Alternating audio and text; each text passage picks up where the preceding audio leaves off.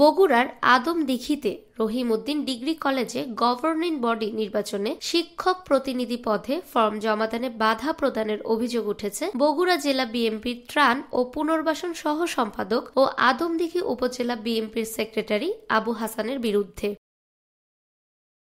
সরজমিনে দেখা যায় আফরোজা আক্তার নামে একজন প্রভাষক শিক্ষক প্রতিনিধি পদে ফর্ম তুলতে আসলে প্রিন্সিপালের সাথে কথোপকথনের এক পর্যায়ে অধ্যক্ষর রুমে প্রবেশ করে আবু হাসানের বড় ছেলে উপজেলা ছাত্রদলের সহ সভাপতি শাওন এসে বলেন, এখানে কে নমিনেশন নিতে এসেছে, কোন সাংবাদিক এসেছে। সাংবাদিকদের দেখে কর্কশ কণ্ঠে বলেন, এখানে কেন আসছেন। এছাড়াও দেখা যায় আবু হাসানের ছোট ছেলে নাবিকও পায়চারি করেছে।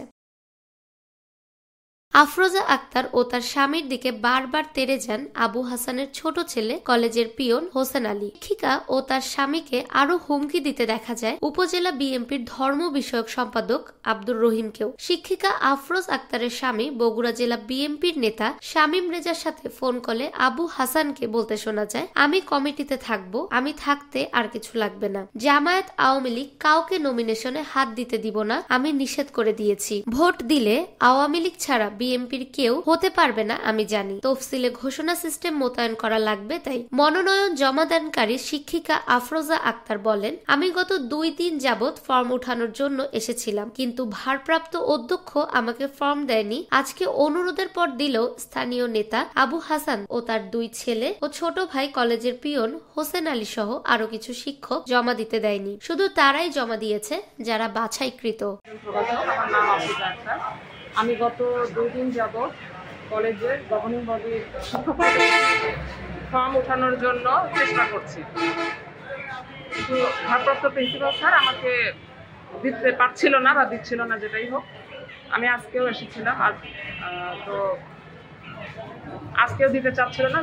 এক পর্যায়ে আমি রিকোয়েস্ট করার পরে উনি দিল, কিন্তু তারপরে এখানকার স্থানীয় নেতৃবৃন্দর মধ্যে আবু হাসান উনি, ওনার 2 ছেলে, ওনার ছোট ভাই হোসেন আমাদের কলেজের পিয়ন, এর সাথে আরো কিছু শিক্ষক যারা নিজেরা শুধু নমিনেশন তুলে সাবমিট করে তারা থাকবে, এই জন্য আমাদের কাউকে সাধারণ শিক্ষকদের নমিনেশন উঠাতে দিচ্ছে না। নাম প্রকাশে অনিচ্ছুক একজন শিক্ষক বলেন, আমিও শিক্ষক প্রতিনিধি পদে ফর্ম উঠাতে গিয়েছিলাম, কিন্তু বহিরাগতদের হুমকির কারণে ফর্ম না উঠিয়ে চলে এসেছি। ফর্ম জমাকারী শিক্ষক রেজাউল হক বলেন, সমঝোতা করেই 3 জন সিলেকশনের মাধ্যমে নির্বাচিত হবে।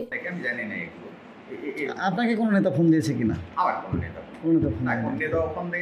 আচ্ছা স্যার, যেটা বলছিলেন যে আপনার লিয়াজুর কথা বলছিলেন, যে একটা সবাই মিলে লিয়াজু করে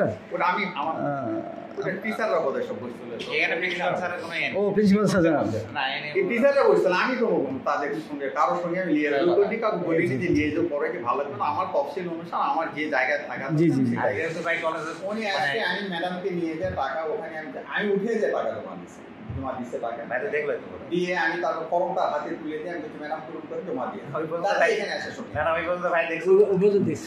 আচ্ছা, আপনি তো ফর্ম উঠেছেন মনে হয়। সারা যেটা বললো আপনি কিছুক্ষণ বলছেন, তখনও কথা শুনছি যে লিয়াজোর বিষয়টা, এই লিয়াজোটা আসলে কি? লিয়াজোটা হচ্ছে এই ধরনের, যেহেতু আমাদের কলেজ বন্ধ, জি আমাদের ফর্ম ফিল আপ চলছে, আমি হয়তো আসতাম না, যেহেতু আমি শিক্ষক প্রতিনিধি, সেই সূত্র ধরে ফর্ম ফিল আপের কারণে আমার পড়া আছে। আচ্ছা আচ্ছা আচ্ছা, ক্লাসে যেহেতু ডেট ছিল, সেহেতু সাধারণ টিচারদের মধ্যে একটা গেছিল যে যেহেতু আমাদের প্রিন্সিপাল 15 আগস্ট 5 আগস্ট উপর পালাই গেছে, নেই অনুপস্থিত বিনা কারণে কোনো হেনস্থা হয়নি, সেই নেই। আমরা কয়েকবার বারবার মিটিং হয়েছে, আমি এখন করতে আসছি, এবং এই অনুসার ওনাকে জাতীয় বিশ্ববিদ্যালয়ের বিধি মোতাবেকই তাকে ভারপ্রাপ্ত প্রিন্সিপাল বানাইছে, তিনি সবচেয়ে সিনিয়র। তারপর আমি এবং আমার টিয়ার হয়েছে, এবং আমি জাতীয় বিশ্ববিদ্যালয় থেকে তো এইখানে সবার একটা টিচারদের চিন্তাধারা যে এই অবস্থায় প্রিন্সিপাল নেই, এত বড় একটা কলেজ, তো এইখানে ধরেন যে সাধারণ টিচারদের মধ্যে যে এটা আমরা দলাদলির মধ্যে না যায়, বিভক্ত পথে না যায়, আমরা একটা ভোটে হয়ে যায়। ভারপ্রাপ্ত অধ্যক্ষ এনামুল হক বলেন, সমঝোতার বিষয়ে শিক্ষকরা জানে, আমি জানি না, আর কাউকে মনোনয়ন জমাদানে বাধা প্রদান করা হয়নি। এ বিষয়ে উপজেলা নির্বাহী অফিসার রুমানা আফরোজ অধ্যক্ষের সাথে কথা বলেন।